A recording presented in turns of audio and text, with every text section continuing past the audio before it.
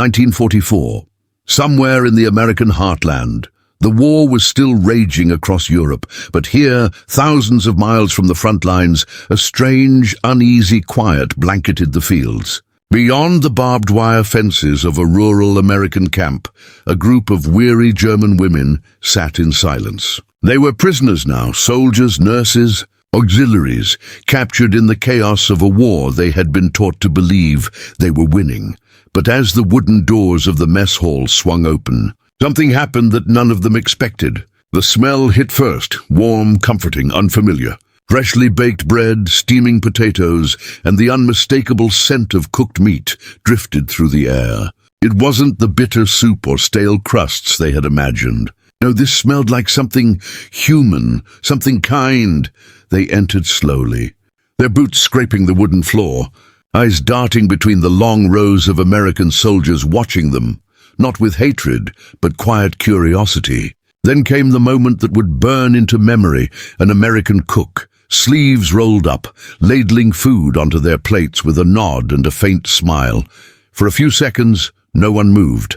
The German women just looked at each other, disbelief written across their faces. Was this truly how the enemy treated its captives? Under the dim yellow lights, surrounded by warmth, food, and an eerie calm, they realized something haunting.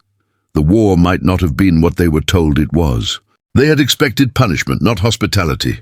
From the moment the trucks had rolled to a stop outside the wooden gates, the German women had braced for the worst. The war had stripped them of everything, their pride, their purpose, their certainty. Now, as prisoners of the very enemy they'd been taught to despise, they stood trembling in their heavy grey uniforms, unsure what awaited them on the other side. The air was cold, tinged with the faint scent of diesel and pine. Somewhere beyond the gate, a dog barked once. And then silence, the kind of silence that presses against the chest and makes the heart beat louder than footsteps.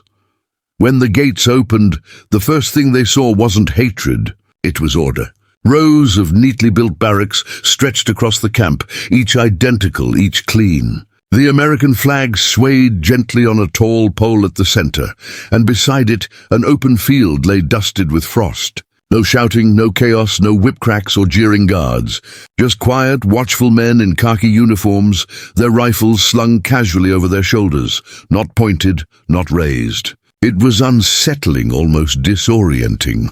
One of the women, a former nurse named Lotte, tightened her scarf and whispered, "Es ist zu ruhig," too quiet. Another, younger, barely 19, whispered back, "They're probably waiting to make us work." The others nodded, clutching their few belongings, a satchel, a canteen, a photograph folded too many times. An American officer stepped forward, clipboard in hand. He was clean-shaven, calm, his eyes steady but not cruel. He spoke through a translator, an older German-American soldier who looked at them with an expression of quiet understanding. The officer's words were short, firm. They would be registered, searched, and assigned quarters. They were to be treated according to the Geneva Convention. The translator hesitated slightly on those last words, as if unsure whether they'd be believed, but the women did not understand. Geneva Convention, it sounded almost unreal. For years, they had heard that captured Germans were humiliated, mistreated, starved. In their minds, this camp was supposed to be a place of shame, not discipline. Yet everything they saw contradicted that. The guards were polite, even distant, as if careful not to make eye contact too long. The Americans didn't spit or sneer. They simply did their jobs. It was the indifference that felt strange, as if their captors didn't hate them at all. As dusk approached, a whistle blew from somewhere near the central mess hall. The women looked up.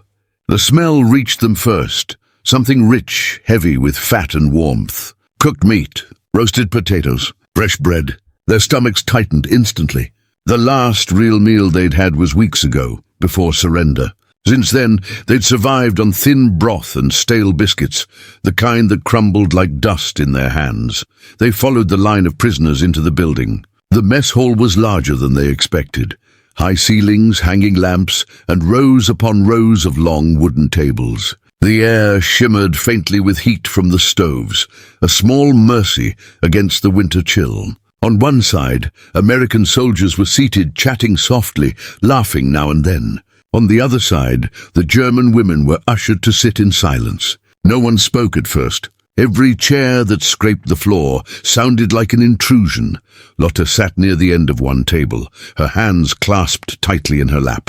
She couldn't stop glancing at the Americans across the hall. They were young, many even younger than she expected. Boys, really, with tired faces and neat uniforms. They didn't look like the monsters her commanders had described. In the glow of the lamps, their features seemed almost kind. Then came the clatter of metal trays.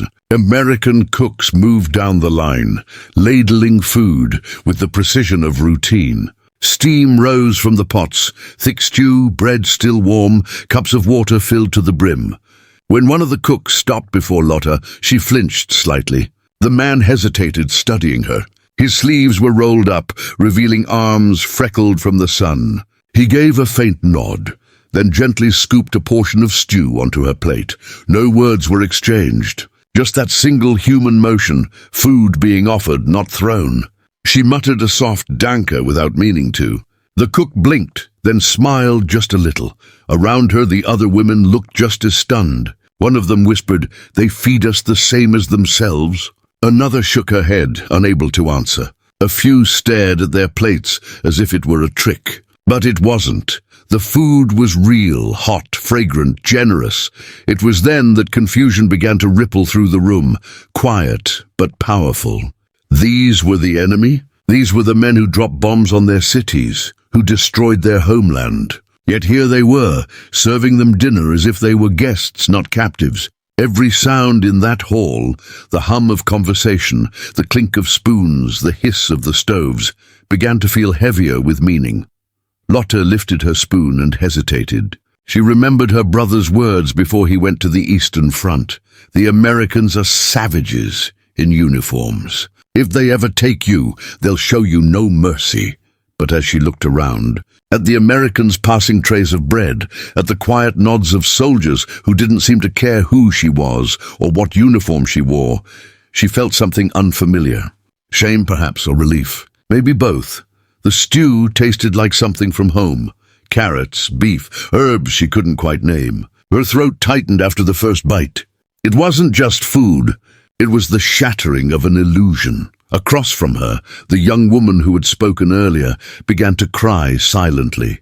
The sound was small, nearly lost among the clinking trays. Lotta reached out and touched her arm gently, unsure what to say. The girl shook her head, whispering, "I don't understand." Why would they do this? Lotta didn't answer. She didn't know. All she knew was that something about this place was different. There was no cruelty here, no vengeance. Only discipline, the kind that came from strength, not hatred. A guard passed by, stopping briefly to check on them. He looked more tired than threatening. One of the older women, perhaps out of habit, stood as he approached, expecting a barked order or a shove. Instead, he simply gestured for her to sit. His voice, calm and unraised, said, "It's all right. Eat."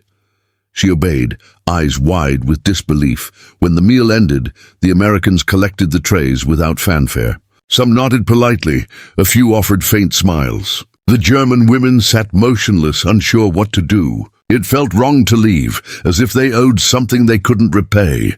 Outside, the wind had picked up. The sound of boots on gravel echoed through the camp. From the barracks, faint laughter drifted, the kind of ordinary laughter that belongs to people who know they'll sleep safely tonight. For the German women, that sound was almost haunting. Safety was a foreign thing now. As they were led back to their quarters, Lotta looked once more toward the mess hall. Through the small, fogged windows, she could still see the light glowing softly. Inside, American soldiers were finishing their own meals, talking, sharing cigarettes. The scene was simple, almost beautiful in its normalcy. That night, as she lay on her bunk beneath a thin blanket, she could still smell the stew on her hands. She closed her eyes, and for the first time since capture, she felt a strange warmth settle in her chest. Not gratitude exactly, but something close. A quiet realization that the world beyond propaganda was far more complicated than she had been told. Somewhere nearby, another woman whispered in the dark, "They treated us better than we treated our own prisoners." Silence followed, heavy and unanswerable. The night stretched on. Outside, the wind howled through the fences, rattling the barbed wire that separated captor from captive. And yet, for the first time, that barrier didn't feel as wide. Inside their bunks, the women lay awake, each lost in thought. They were soldiers of a defeated army, yes, but they had seen something today that unsettled them more than any battle ever could: the quiet power of decency. Long after the lights went out, a single image stayed in Lotta's mind: the American cook, his sleeves rolled, ladling food with patience and respect. No words, no mockery, just a gesture. And that gesture would haunt her for years, reshaping everything she thought she knew about enemies and humanity itself. The next morning, when the whistle blew again, she rose without hesitation. The hunger in her stomach was different now, not just for food, but for understanding. The first spoonful was always the hardest. For the German women sitting in that mess hall, surrounded by the quiet hum of their American captors, the act of eating felt like a betrayal, not of their nation, but of everything they had been told to believe. The stew sat before them thick and fragrant, its surface glistening beneath the soft yellow lights that swung gently from the ceiling. The air was warm, heavy with the comforting scent of beef, onions, and potatoes. It was the smell of peace, not of war, and that more than anything confused them. For weeks they had known only hunger and fear. Yet now, here they sat, holding real spoons, staring at food prepared by men who were supposed to despise them. No one spoke at first. Silence spread like a fog over the tables. Some of the women bowed their heads as if praying. Others kept glancing at the Americans serving food nearby, half expecting it to be snatched back. Every clang of a pot, every scrape of a ladle echoed like thunder. Lotta, the nurse with the tired blue eyes, stared down at her plate. Her hands trembled slightly.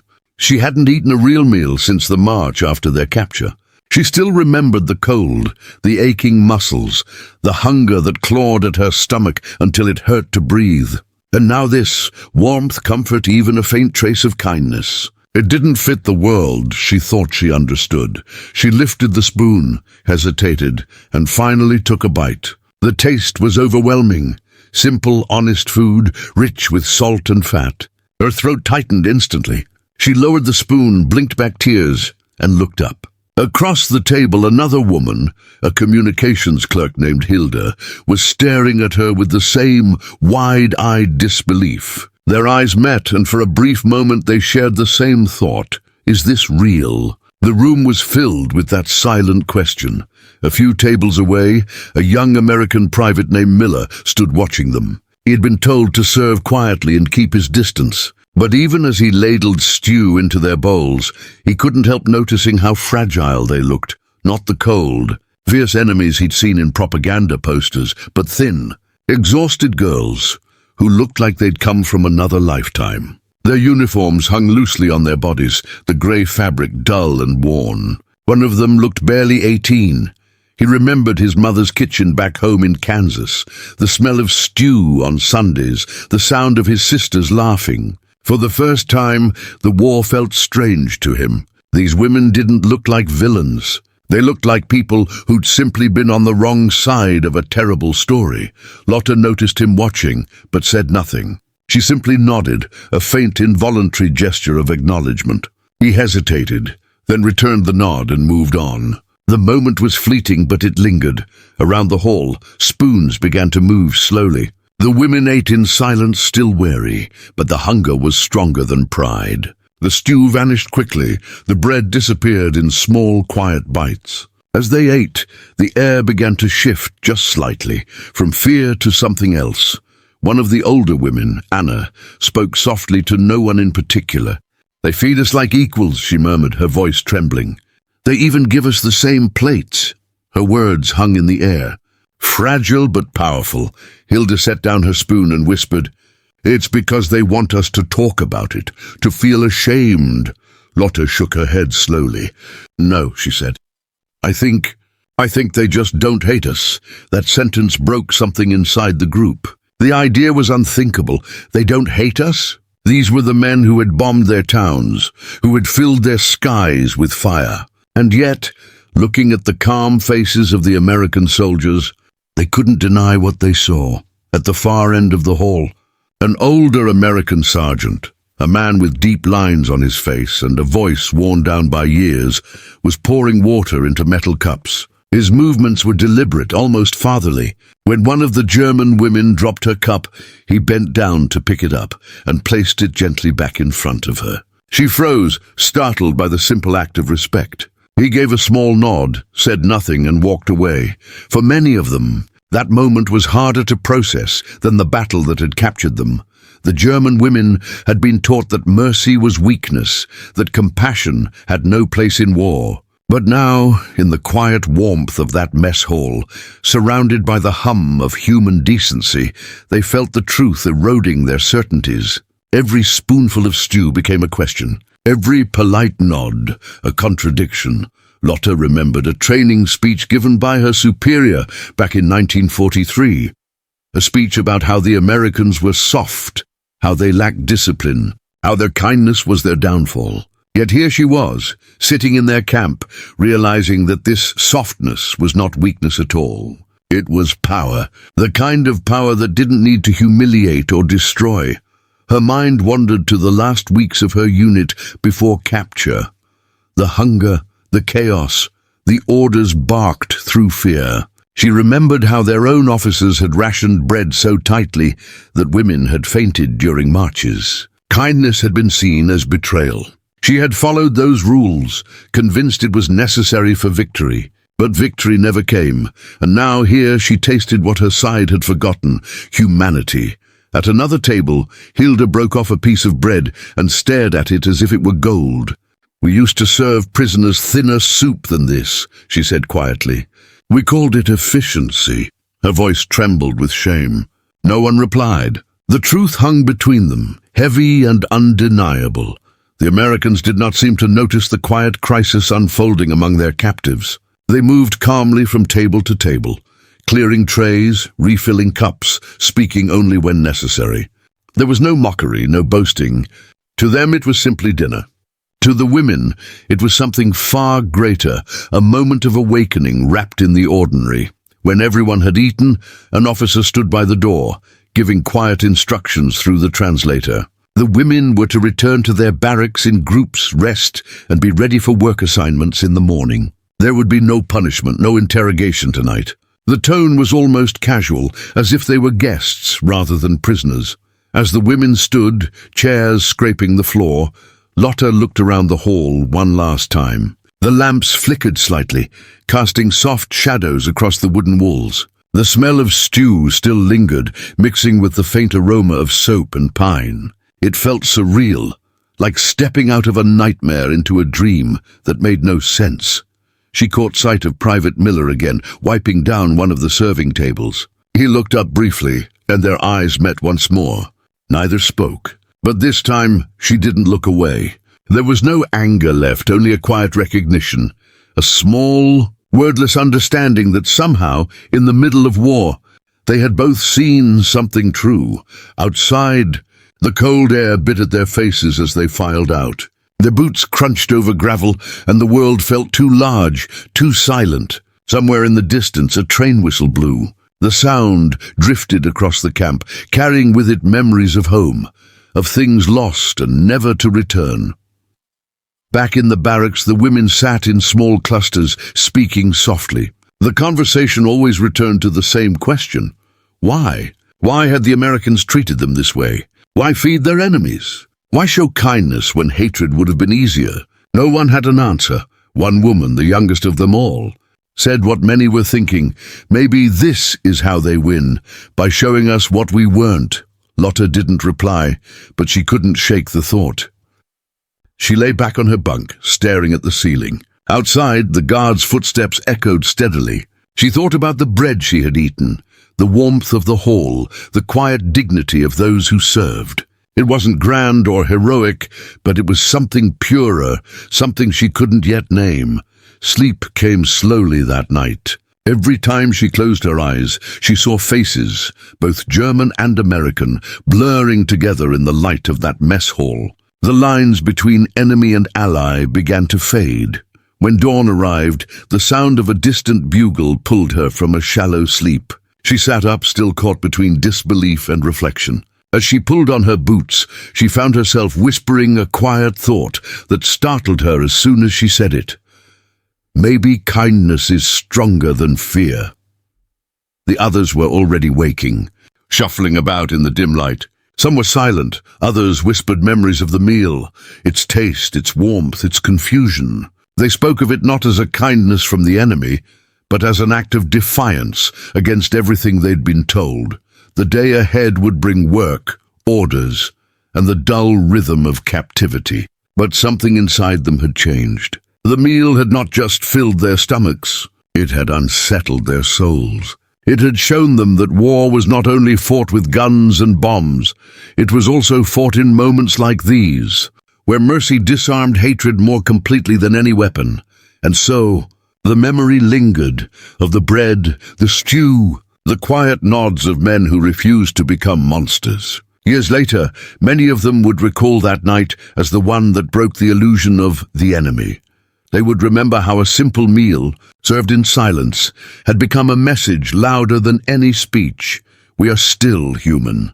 When the meal ended, the hall grew quiet again. The kind of silence that doesn't belong to peace or fear, but to something in between. The American soldiers had begun to clear the tables, their movement steady and unhurried, the clatter of trays echoing softly through the vast wooden room. The German women sat motionless, unsure whether to stand or remain seated. None of them knew what to do next. For so long, every order they had followed came with fear. But here no one shouted. No one pointed a gun. The soldiers simply worked, moving through the hall with quiet discipline, as if the day's small routines were sacred. That quiet normalcy felt unreal, more foreign than any language barrier could explain. Lotte watched the Americans with weary eyes. She had been raised to believe that war stripped people of their humanity, that compassion belonged only to the weak. And yet, as she looked around the room, she saw no hatred, no victory in their faces. These were not men celebrating their captives. These were men simply doing their duty, ensuring that even prisoners would not starve. For a moment, she wondered if this was how peace began, not with treaties or speeches, but with ordinary acts of decency.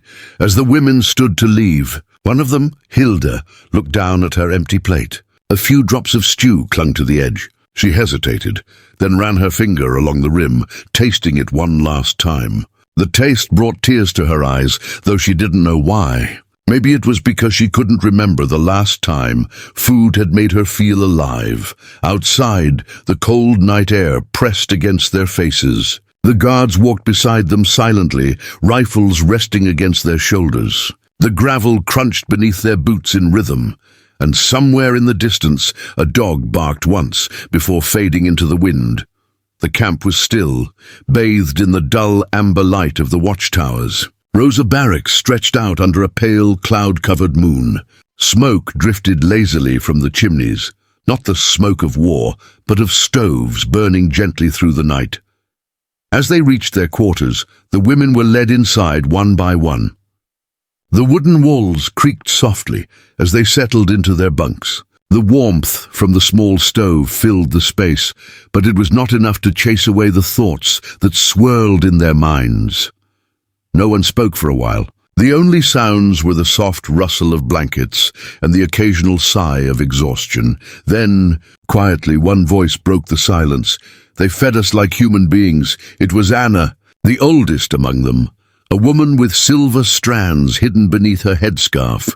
Her voice trembled as she spoke. They fed us like people. The others didn't respond at first. They simply lay still, staring into the dim light. Then another whispered, "Maybe they're showing off, pretending for us," but Lotte shook her head from her bunk. "No," she said softly. "They meant it. How can you know?" Hilda asked. "Because they looked at us," Lotte replied. "Not through us." The words settled like dust, faint but impossible to ignore. Hilda turned over, staring at the wooden ceiling. The light flickered, casting slow-moving shadows that made the boards look alive. "Maybe," she murmured, "we were the ones who forgot what that looks like." The room fell silent again, the truth too heavy to carry further. Outside, a gust of wind pushed against the barracks, rattling the window panes. Somewhere beyond the fence, a radio played faintly in one of the guard towers, a slow, lonely tune that drifted through the night. It wasn't German music, but something American, a soft jazz melody that spoke of places far away, of cities that still knew laughter and light. The women listened quietly. It sounded like another world, one that didn't belong to the ruins and ash they had left behind. Lotta pulled her blanket tighter around her shoulders. Her mind replayed the images of the evening, the cook's faint smile, the soldier who nodded, the warm bread breaking softly between her fingers. She couldn't stop thinking about it, as if those moments had carved themselves into her memory. It wasn't just a meal. It was a question, one that refused to leave her alone. All her life, she had been told that mercy was weakness. Her training, her orders, her loyalty, all had been built around the idea that compassion was dangerous, that the world was divided into the strong and the weak, the conquerors and the conquered. But here, behind enemy lines, in a camp surrounded by barbed wire, she had seen something else, strength without cruelty. It unsettled her. She thought of her brother, missing on the Eastern Front, of her mother in their small town who had stopped writing months ago. She thought of the things she had believed, the speeches, the flags, the chants. They had all promised greatness, but what she had seen tonight felt far greater than all of that. In the bed across from her, Hilda spoke again, her voice small and almost childlike. "Do you think we'll be treated like this forever?" Lotta hesitated before answering. "No," she said quietly. "War never stays kind. But maybe this moment will." The words lingered. Hours passed. The stove crackled softly, and one by one, the women drifted into uneasy sleep. But for Lotta, sleep didn't come easily. Her thoughts wandered to the Americans outside. Young men her own age, standing guard in the cold, probably missing home as much as she did. She wondered if any of them felt the same confusion she did, if they too were beginning to realize that enemies were not as simple as they'd been told. She imagined them laughing softly among themselves, maybe talking about baseball or letters from sweethearts. The thought made her smile faintly, a fragile smile that felt strange on her face. For a moment, she let herself believe that the world could still be kind. The next morning, when the first light of dawn crept through the frosted windows, she woke to find the camp covered in mist. The air was still, and the horizon glowed faintly pink. From the mess hall chimney, a thin line of smoke curled upward, breakfast being prepared. She sat up slowly, the memory of last night still vivid in her mind. Around her, the other women stirred, rubbing their eyes, pulling on their boots. No one spoke much, but their faces were different now, softer, calmer, touched by something that wasn't fear. When the whistle blew, they stepped outside into the cold air. The guards led them toward the field where the morning roll call would take place. As they walked, Lotta noticed something new in the way the women moved. Their steps were steadier. The tension in their shoulders seemed to have eased. It wasn't hope exactly, but something close, the faint return of dignity. Later, when they returned to work duty, cleaning, organizing, helping in the kitchens, the memory of that meal followed them. Every spoon, every pot, every simple act of service carried new meaning. It wasn't about the food anymore. It was about the humanity behind it. Days passed, and the camp settled into rhythm. The German women learned the rules, the routines, the small gestures that made captivity bearable. But every evening, as they passed by the mess hall, they would glance through the windows and remember that night. The golden light, the warmth, the silence, filled not with hatred, but with understanding. Years later, when the war finally ended and the women were released, many of them would recall that single evening more clearly than any battle, any speech, any moment of surrender. Some would return home to find their cities in ruins, their families scattered. But even amid the rubble, they carried that memory. A story they would whisper to their children, hesitant at first, as if afraid no one would believe it. They would speak of how the enemy had fed them, how compassion had come from the most unexpected place. Lotta, now older, would describe it not as an act of mercy, but as a moment of truth, the instant when she realized that the world was not divided into good and evil as she had been taught, that even in war, light could exist on both sides, and in that moment, back in 1944, sitting under the dim lamps of an American mess hall, she had understood something she would never forget.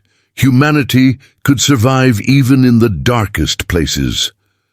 The meal had ended. The plates were empty, but the silence that followed carried something sacred, a fragile peace between enemies who had, for a single evening, been simply human. Outside, as the last of the lights dimmed and the stars began to pierce the clouds, Lotta stood for a while by the window of the barracks. She watched the camp lights flicker in the distance, and for the first time in years, she did not feel hatred nor fear, only a strange, quiet gratitude. Behind her, the others slept soundly. The world was still at war, but inside that small patch of earth, a truce had been born, not on paper but in the heart, and that was how history would forget it, not as a battle or a treaty, but as a shared meal between enemies who no longer saw each other as monsters.